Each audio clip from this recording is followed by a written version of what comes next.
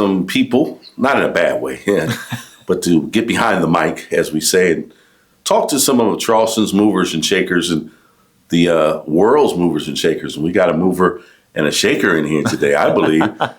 We've been getting to know each other over the last several months, and he's here with me today to be sort of the first run at this new venture. So we want to say hello to Attorney Joe Cunningham.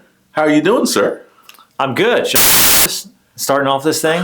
Being the first guest? Of course you should. Okay. Well, let's see. When you went to, the story is you went in with a brewski, a cold one, right? Yeah. Were you nervous then? No. I mean, and you're going to have to tell that story now. Yeah. For those who don't know it. But Joe, that was the first week on the job in Congress, so we'll chalk that up as a rookie, as a learning, learning mistake. Experience. Yeah, they don't go over that in orientation. That you cannot bring beer onto the U.S. House of Representatives floor. Okay. I was told that later on. Well, see, it's really not your fault. No, I don't. Well, it ended up probably being something that endeared more people to you than made people shy away. Well, I wasn't planning on drinking it on the House floor. I told people it was warm beer. It wasn't even iced down or anything. Oh, so. It wasn't even drinkable? No, well, I mean, it would be after some ice. I guess it depends on how thirsty. Well, now we got to dive into it. Since we are going beyond the mic, Attorney Joe Cunningham, since we started there, okay, you got to tell us the short story or make the long story short. How did all of that really happen? Well, I was sworn into Congress and up there the first week, and that's when House leadership starts to put people on different types of committees. Okay. And you have some committees that are considered higher than others. You know, the Energy and Commerce Committee, Appropriations. I wanted to get on the Transportation Committee. Okay. Because of all the issues we're having with roads in Charleston. So I was trying to grease the skids, if you will, by bringing a six-pack of beer onto the floor to give to the chairman of that committee to endear myself to him. And unbeknownst to me, though, you're not allowed to bring alcohol onto the House floor, even if it's a six-pack. And so I got stopped by security, and outside the House floor is where all the reporters hang out. So inevitably, a reporter saw that and made a tweet, and then that tweet just went viral, turned into a news story. And then come back home as known as the guy, Joe Sixpack, who tried to bring a pack of beer onto the House floor. Never mind that I was able to get two bills through a divided Congress and signed into law. Right.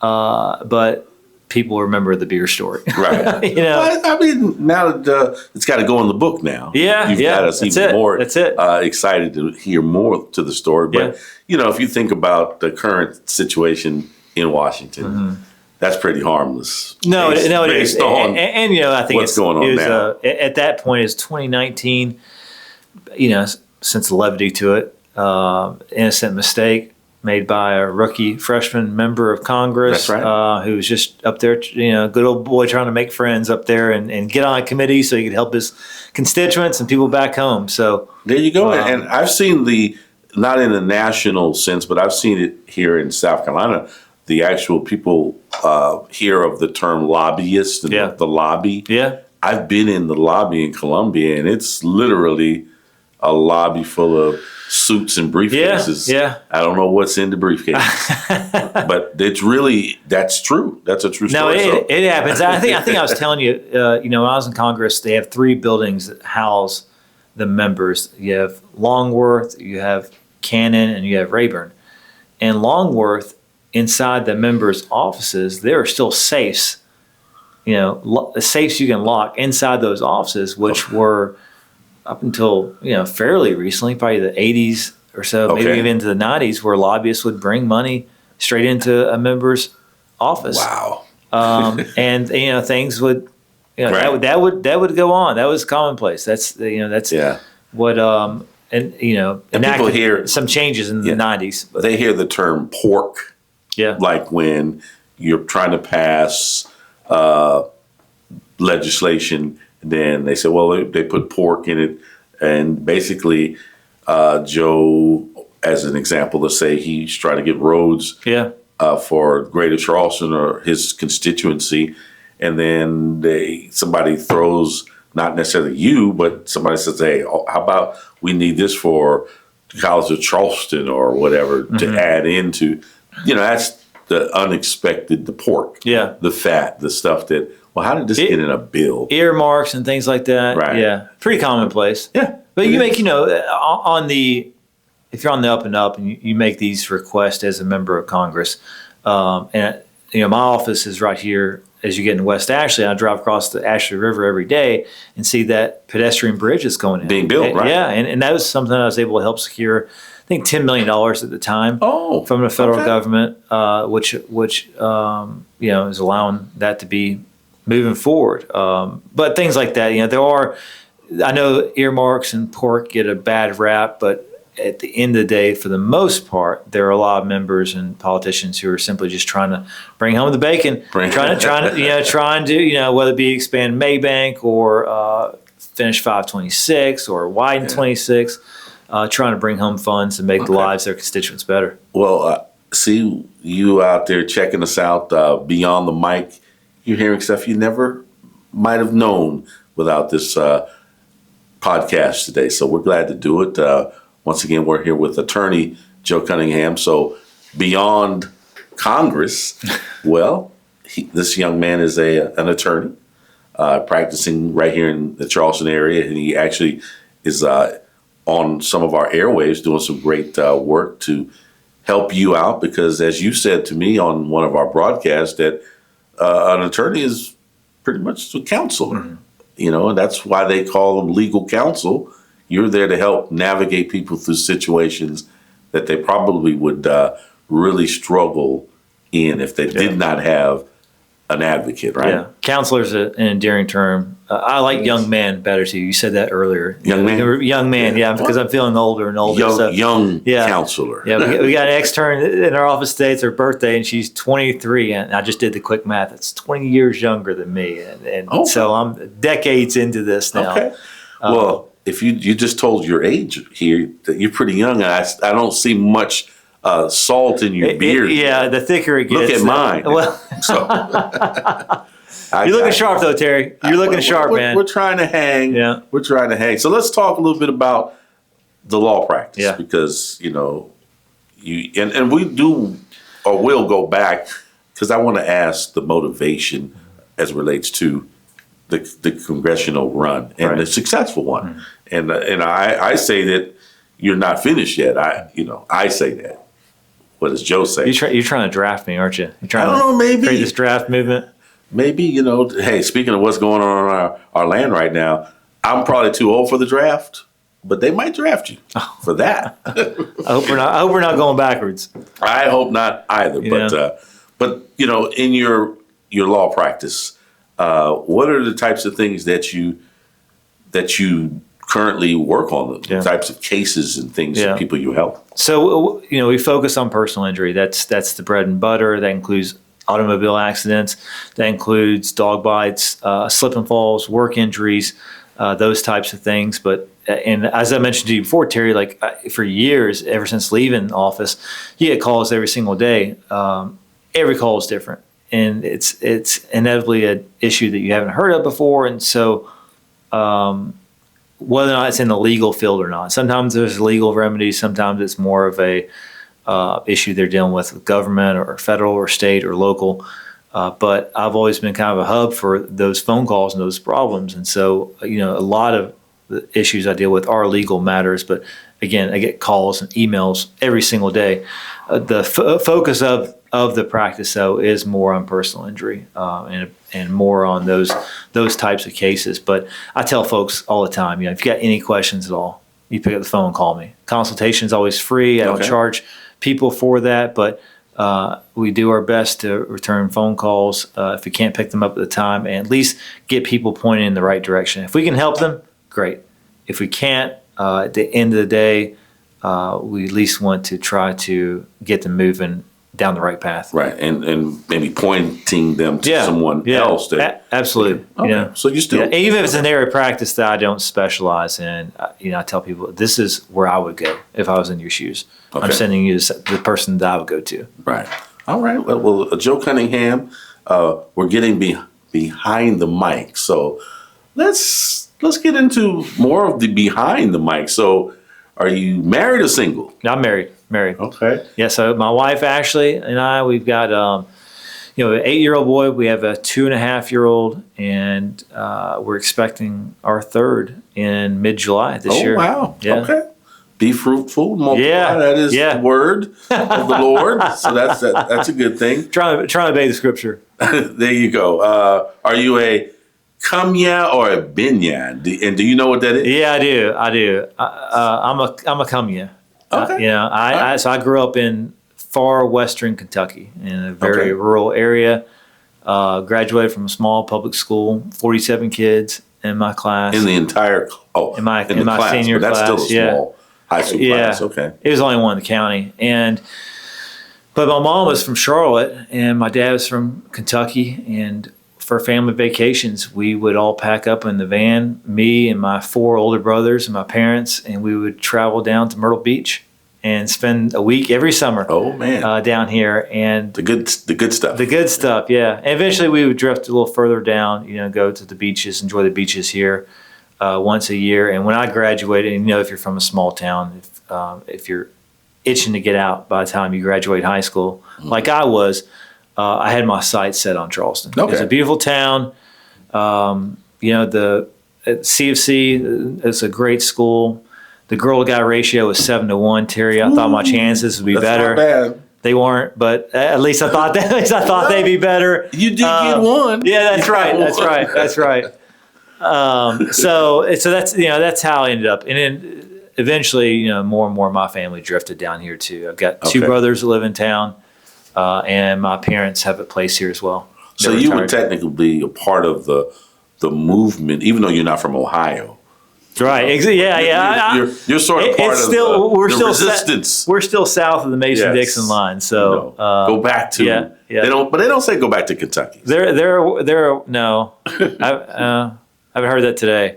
But they're definitely. Yeah. Oh, you're not from Ohio, no. So you're okay. But you've been here long enough now to really be, and I think there needs to be a line that after a certain amount of time, you can maybe either take a test or identify shrimp and grits on site or something that says, okay, he's a Binion now, not a company. Just like citizenship, you know. After a certain amount of time, you take the test and then you're granted. It's amazing how much this area has changed in just the last, 26 years ago that I first moved here. And my wife grew up here. She was born in Savannah, but she grew up in Charleston. Was she at college with Charleston?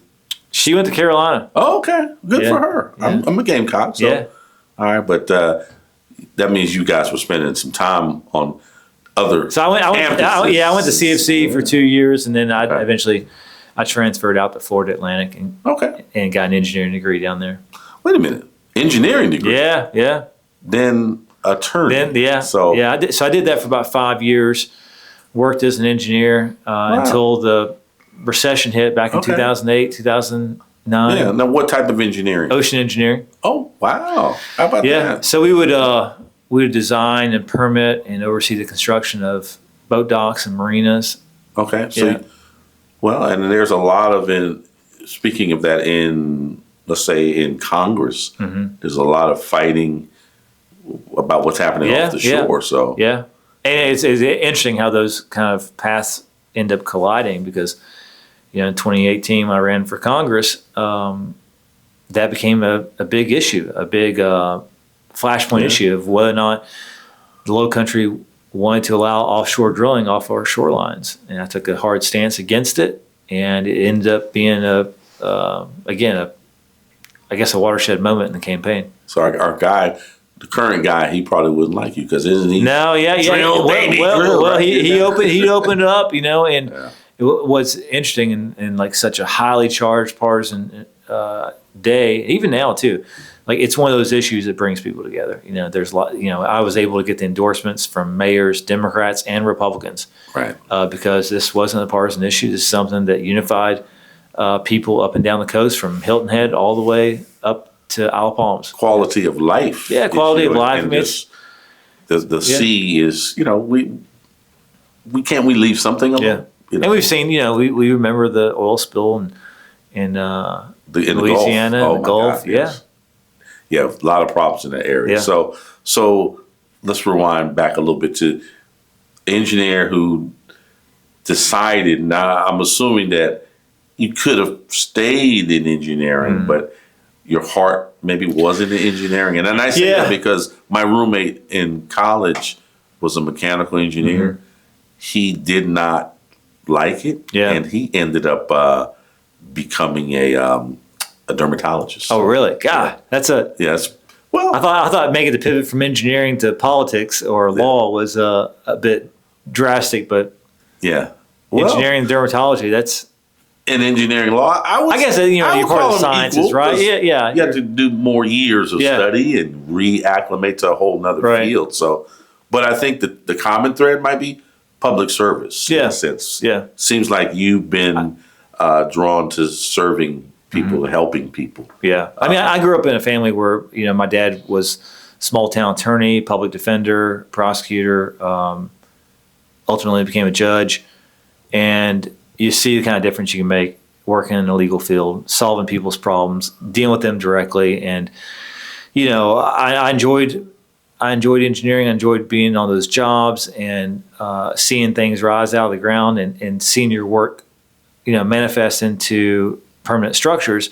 But at the end of the day, instead of working on concrete and steel, I want to work with people. Right. That's where my passion was. Okay. This is behind the mic, and he's currently behind the mic. He's on the spotlight. I'm always behind the mic, but we have Attorney Joe Cunningham with us, having a good time, enjoying getting to peel back the onion a little bit here. So let's peel it back some more. Let me ask you, what was the motivation as we take it back to your run to Congress and successful run? Yeah. What made you decide to say, I'm going to take a run? Because you sort of came out of nowhere, and then won that election. It's the most common question anyone gets when they step into a political race. The why, what's the motivation behind it? And I've been asked this countless times, and over time I've consolidated and condensed my answer into as short as possible. Okay. And that is, in 2016, Trump was elected, and then I overreacted. So I jumped in 2018, just like many other people across this country, some of which who've never offered themselves up for public service, as a reaction to what we saw in 2016. And Trump was a big part of that, but it was more what he stood for, that validation of the tone and the rhetoric and just everything that was clashing against cultural norms and how we treat one another. And so I jumped in 2017 in a race that no Democrat had won in my lifetime, one that was gerrymandered. It was meant to be a safe seat. No one thought we could win it. Even my mom was on the fence, and we ended up doing the impossible. And in November 2018, we ended up being one of the biggest upsets in that entire cycle. Absolutely. Across this country. Yeah. That one took a lot of headlines. Yeah. So with that said, now it's 2026. I'm assuming you're going to announce on this broadcast your run for presidency. So as it's underreaction, more or less, based on what happened in 2016. If that was an overreaction, I know. I wish I had a. Oh my goodness! I wish I had an announcement or news to break with you today. Not at this time, huh? Not at this time. Yeah, I cannot recall. Right? Is that the answer? No. At some point, Terry, I might jump back into it. I'm enjoying the practice law. I'm enjoying what I'm doing right now. I'm enjoying raising kids. And as I mentioned, we got another on the way.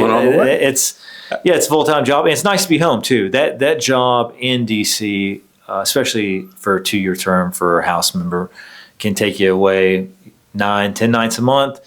And even when you're back at home, right, you're still being pulled in different directions. You may not be at home physically. You may not be at home mentally. You may be thinking about Right. issues or problems that things you're dealing with. So it definitely demands a lot of time and a lot of attention. And I do believe I'll jump back into it at some point. Okay. I'm just not sure when that is. Timing is critical. Right. Timing is everything. Right? And the good news is, as you said, right here on Behind the Mic, he's only 43. So you've got time. You absolutely have time. So let's ask a question about time as it relates to, age. Mm-hmm. I am a big proponent personally of an age limit to be in the White House. Now you're speaking my language here, Terry. Okay. I think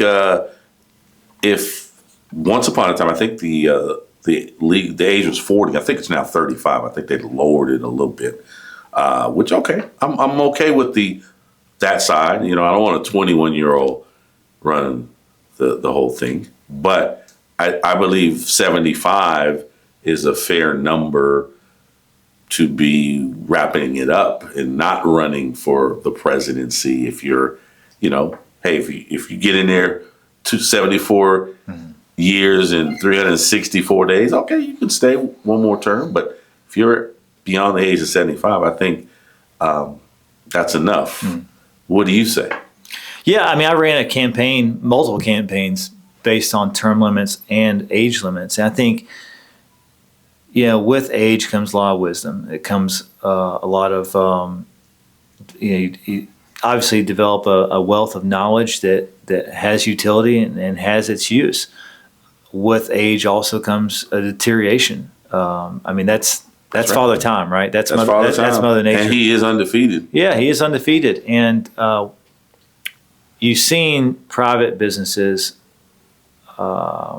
implement age limits.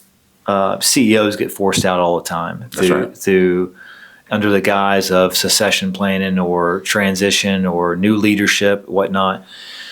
Even some public offices, like here in South Carolina, a lot of people don't know that our judges have to retire at age 72. That's under state law that state judges have to retire by age 72. And so it begs the question, well, if 72 is too old to interpret the law as a judge, why is it not too old to make the law as a legislator? So there's a good argument for that. So what's your number? I say 75. What do you say? Again, if it's stuck at 72 for judges, I think for the sake of consistency, make it somewhere around there. Okay. Again, there's airline pilots have to retire much younger. Much younger. FBI agents. So in the private and the public sector, there are age limits that do exist. I think it's a discussion worth having too. And you look at what happened in Congress, where here we are, 2026. Last year in 2025, when the big beautiful bill passed and was signed into law, which cut a lot of services, took a bunch of money, gave tax cuts to people who probably didn't need it as much, and undercut services for the needy, for the poor, for the elderly. That was a huge, huge piece of legislation, probably President Trump's landmark legislation in his second term. It passed the House by one vote. At the time that it passed, there were 2 vacant seats by Democrats because people had passed away in office. Wow. So it's impacting legislation, it's impacting bills. Had these members signed off earlier and retired at a time when they probably should have, there's a good chance that legislation might not have passed. And so, and this happens every day. And that's just in the eyes of Congress. And you look at the U.S. Supreme Court too. Ruth Bader Ginsburg, who did not retire when she probably should have, and ended up passing away with a Republican president who ended up, filling her seat, and then that ultimately led to the fall of Roe v. Wade. A landmark decision which protected a woman's right to choose and make her own healthcare decisions as it relates to her reproductive health. Right. So I say all that to say you got me started on this, man. You got me started on this. This is on you, man. I think you're revealing the passion of Joe. There's there's consequences when people make selfish decisions to stay in office longer than they should. Yeah. Yeah. Well, I brought this analogy up on my radio program. I think it was last year or whenever the debate debacle between Biden and Trump. Yeah. Well, and I went on the airways because it wasn't like that was a one-sided test of cognitive ability. There were flaws on both sides. Right. But I put the analogy out there. I said, if you were going to fly an airplane, you were traveling, and you go in the plane, you usually see the pilots on the left, and Biden was in one seat and Trump was in the other. Would you get on that plane? That was the question I asked on the air. Probably make a U-turn, right? You would no, not probably. You would run. I'm not flying. Yeah. They're not flying me anywhere. I even made that about driving. I'm not going to let them be my Uber driver. And the other part of this, and again, this isn't ageist. This is just how nature works, right? It is what it is. The other side of that coin is that there are a lot of issues coming in front of Congress, in front of the presidency, new and evolving issues like AI, would it be Bitcoin, would it be social media, and how to arrest these problems and regulate these types of industries. And you have people up there who don't understand how to log on to their own Wi-Fi network without staffers, huh? Right. And so we're trusting these people to create the framework or try to create regulations that will shape, the economy or the future of these industries when they don't really even understand it. So there's the disconnect there as well with the evolving industries and the technology that where our country would be better served to have younger souls in office. Okay, I like it. So we're going to say about 35 is okay, and about 72 is beyond that. It's not okay. It's give or take. I think it's a good range. I say 75. You say 72. Yeah. Somewhere in the 70s, there's this cutoff. Yeah. No more. There's last call. Yeah. Yeah. I just saw. I saw on my phone last night. I saw Congressman David Scott from Georgia, Democrat, who I served with and got along well with him. He's, I think, 80 years old, and they were wheeling him in to the office in Georgia to file for re-election. Wow. For another term. No. And so there's the optics of that. You see Senator Mitch McConnell freezing up, up there, and this is it's not just an issue that America has, but we do seem to have it worse than others. Yeah, and it's not a partisan issue because there's old guys and gals on both sides of the aisle, or call it what you want, but it's something to be talked about. So at least in this behind the mic, we're reigniting some things, I believe, which is it's okay. It's okay. You don't have to file for anything this cycle. Though midterms will be here before you know it. I don't know when the cutoff is. Should I check? I think it's March 30th. Okay. All right, I got you. But there'll be time for that, I'm sure, in your career, because, like I said, you are a young man. Youngish for sure. But so let's power out of this conversation with a couple fun things that I can ask Joe Cunningham. So what's your favorite food? My favorite food, usually whatever my wife's cooking for dinner. Okay, she's fantastic. She cooks a chicken parm, man, that you wouldn't believe. Okay, I mean, after you have it, that's when the second half of your life begins. That's how good it is. I think she learned from her mother, but she's incredible in the kitchen. Okay, yeah. If you could have dinner with anyone in America, who would you dine with?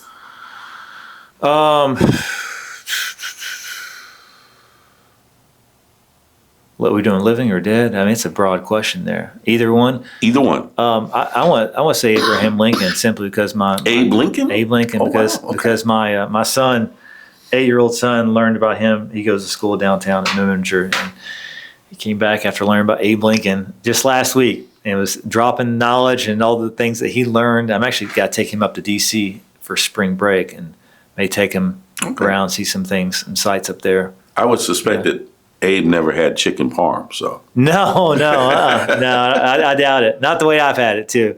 I got you. Okay. We'll power out with what's a sport you wish you could have been good at, but you never tried? I don't know if it's. I want to say sport. I'd say Or activity. I'd say Music, maybe? yeah, music, singing. I did not get that gene. I'm the youngest of 5 boys, and I've got a brother, Luke Cunningham, who played music here in Charleston. Incredible songwriter, very talented. I never had the rhythm, Terry. That's why I stay away from the dance floor. I just did. It did not get passed along to me, and my mother is quick to remind me anytime I pick up a guitar. Oh, Joe, you can't sing. Oh, Joe, just put that guitar down. But you can talk behind the mic. So how about that? Yeah, I don't know where that That's gets. the trade-off. I know where that gets you right here, doesn't it? It gets you right here, but you know I what? might trade that for the guitar and a voice. Well, we'll see what the future Yeah. holds. You can run for office. You can take guitar lessons. And, can't get Abe to the table. Right. Everything else is still possible. So, Yeah. tell you what, I appreciate your time. We're going to wrap this up behind the mic, but I feel like there's a part 2 out of you once we get past, if we get past March with no news, then we'll see what the future holds. But if we don't get past March with news, then we'll be seeing you real soon. Yeah. So, Look keep forward talking to it. about stuff and helping serve people is really the moral of the story. So keep up that great service, because servant leaders is what it's all about. And Joe Cunningham, attorney at law, former legislator, and just all around good. I'm going to go and officially say a good binya. Okay. He's a good binya, and reach out, give them the numbers if they want to track you down. If they want to find me, I'm online at joecunninghamlaw.com. And of course, our number is 843-633-3360. All right. Well, this concludes Behind the Mic. We'll do it again one day soon. Take care.